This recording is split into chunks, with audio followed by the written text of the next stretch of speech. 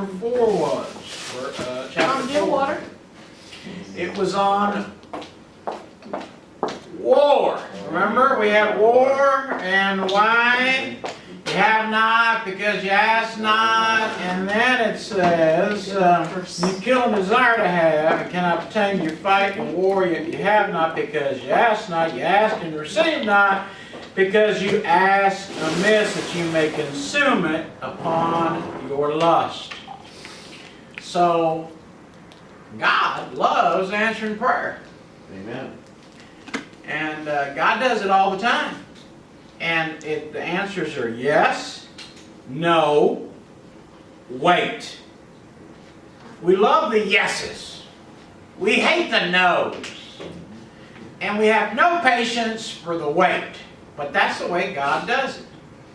And sometimes when God says no, that means no. Alright? I mean, you can't have it. You're asking for the wrong thing. And because I'm your father, I'm not going to allow it. Now, a good father will let his children do things that, allow them to do things that he knows that are no good for them. Right. For instance, the prodigal son, he decided he was going to leave home, pack up, get his inheritance, so he'd have some money, leave, and start his life. Now the father knew it was the wrong decision. But you know what the father has to do sometimes? He's got to step back and say, okay, this is your life. I mean, you know, I done taught you as best I can. You know you're supposed to pray, but if you want to do this, go ahead. And God is the same way. You keep asking and asking and asking for something God doesn't want you to have, you know what God's going to say? Okay, I'm going to give it to you. I'm going to let you have it. You go ahead and have it. And when you get it, you go, man, I wish I never had prayed for this. Amen. So you got to be careful what you ask for.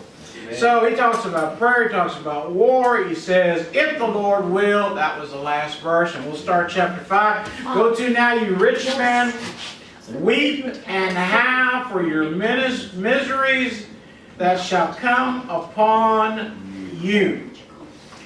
Who's he talking to? Rich men. Again, James is a very practical preacher. He talks, I mean, he's right on you. He's pointing out the rich men that are in the church, because he's still talking to the church. Your riches are corrupted, and your garments are moth-eaten. Now, a rich man does not wear suits that are 20 years old. All right, I still got clothes in my closet that I probably have 20, 30 years. I got stuff in there forever. Rich men don't do that. Rich men, you know what they do? They buy new clothes. And they buy custom clothes. And they buy designer clothes. And it's got to have somebody's name on it to make it special. Right. Amen. But the Lord's, you know, James is saying, the Lord's saying through James that your riches are going to be corrupt. And your garments are going to be moth-eaten. You say, when is that going to happen? When they lay him to rest. Amen. And they put him in that grave, that moth is going to come in there. Your gold and silver is cankered. You say, what does that word mean? It means infested. And rust of them all be a witness against you. You shall eat your flesh as it were fire. You have heaped treasure together for the last days. Now, what are the last days? Susie, what are the last days? Last days. Death.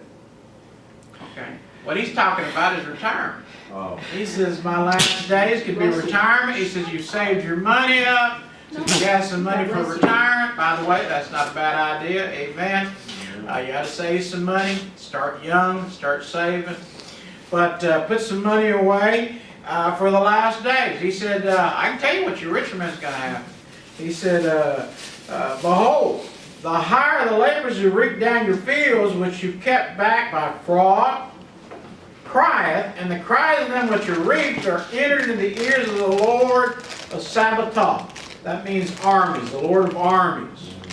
And what he's saying is, These people are crying. You've lived in pleasure on the earth and have been wanton. And I mean, you've nourished your hearts in the days of slaughter. You've condemned and killed the just. And he does not resist you. You know what? I mean, at a certain point, that's it. I mean, what are you going to do? I mean, I'll give you an example. For instance, the mafia's not this, but I mean, what's the other group that bring the drugs over, the cartel? Not only are they going to kill you, but they're going to kill your whole family. And then all your family's family. Because you have decided to go against them. So you know what? It's better just to let them kill you instead of having to kill everybody. You know what? And this is what these people have done for years. I mean, for years. I believe the mafia was the same way. If they thought that your son was going to come up and try to bring revenge, they'd kill you. They'd kill the sons. Amen. So the just, they just said, hey, that's fine. We're not going to resist you. You need to put me to death, that's fine. Amen. And there's certain things you got to do. Amen. Be patient, therefore, brethren, unto the coming of the Lord. Rich people are always going to want their way. Right. We got a new president. Right. You know what he is? He's a rich man. Amen. He has surrounded all his cabinet by other rich men. Amen. You know what they're trying to do? They're going to try to get richer. Amen. Amen. Now, Trump's got a lot of money, so I'm pretty sure he's in for a legacy. A legacy is something that you leave behind after you die. Right. And he's trying to get a name out there. Amen. But, I believe the man is going to try to do the best for the country. I think, I think he's going to try to do a good job. But he's also a rich man. Amen.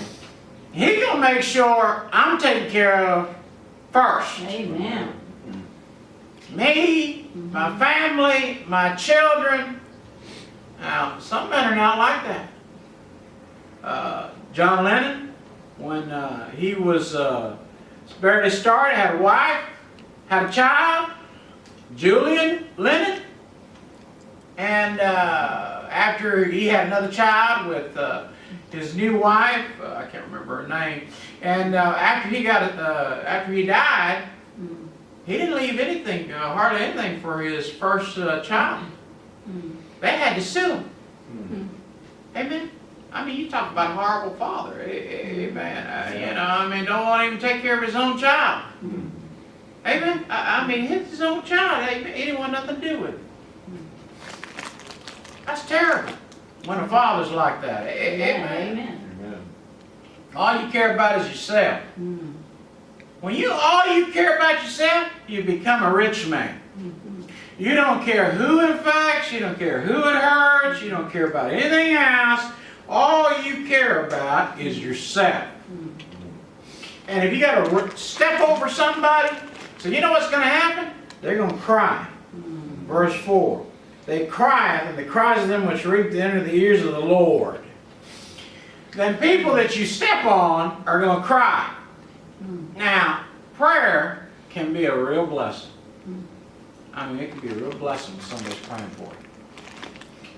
But prayer, when somebody's praying for you and says, hey, I have really been, they cut my pay, they took away this, they took away that, I mean, they threw me in prison, they're slaughtering us, and they get to crying to God, God's going to listen.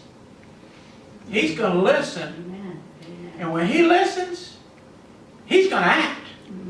So yeah, there can be a prayer, Lord bless them. Or, Lord, you see what you're doing to me? You see what you're doing to me? Would you please, Lord, do something about it? I tell you, amen, you don't want that kind of prayer on you, amen. You don't want nobody praying against you, amen. Be patient, therefore, brethren, to come to the Lord. When the Lord comes, I tell you, He's going to come one day. I hope it's today. It would solve a whole bunch of problems. If He just showed up in the clouds, amen. Amen. I mean, we could just get out of here. Amen. Be in heaven, amen, and enjoy an eternal life. Oh man, the life would be wonderful. Amen. Behold, the husband waiteth for the precious fruit of the earth, and hath long patience for it until he receive the early and latter rains. Be ye also what? Patient. Why? Because you got all these rich men. I don't know what's going to happen in this country. You know, I mean, I think Trump's a very good businessman. I think he's going to do a very good job. But as far as politics and so forth, I think he's going to shame a bunch of people, a bunch of the senators, a bunch of the congressmen. I think he's going to, you know, he's going to come after him. He's going to come after him. That's why Harry Reid resigned and said goodbye. I'm out of here because I know what the president's going to do. I know what Trump's going to do. He's going to call me out, call me by name. He said, "I'm tired of it. You know, I'm not going to go through that because he's going to call me out. The president's going to call me out for stalling the Congress." He said he's not going to be like the other presidents. See, it's like the country has basically, and I heard it. I said it's like getting the captain of the team, the football team. He was the quarterback of the team, amen, and won the championship. And now he's doing his victory dance, and everybody else, you know, worked as well to get him there. And he ain't got time for all that. He's doing all the victory rallies, and he went to the Army-Navy game, and the Army and the Navy. He said, "I am humbled that I am going to be in charge."